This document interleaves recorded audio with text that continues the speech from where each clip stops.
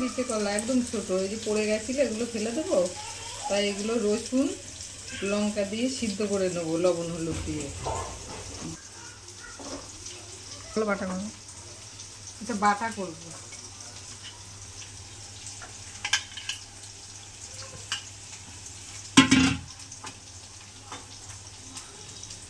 লবণ দিলাম,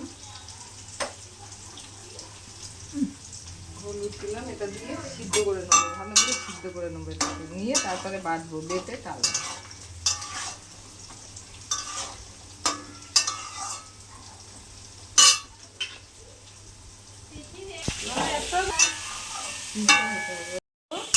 এবার নামিয়ে ঠান্ডা করে বেটে নেবো মিক্সারে।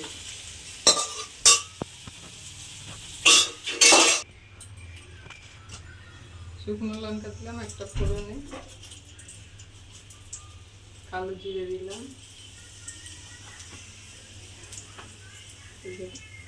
কাঁচা কলাটা, যে ছোট ছোট কলাগুলো সিদ্ধ করে পেস্ট করে নিয়েছি, রসুন লঙ্কা দিয়ে আর লবণ হলুদ।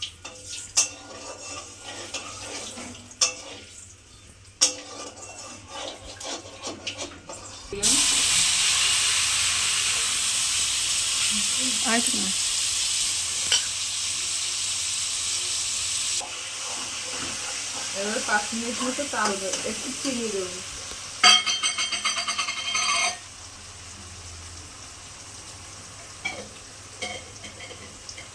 একটু হলুদ দিলাম, একটু সর্ষের তেল দিলাম।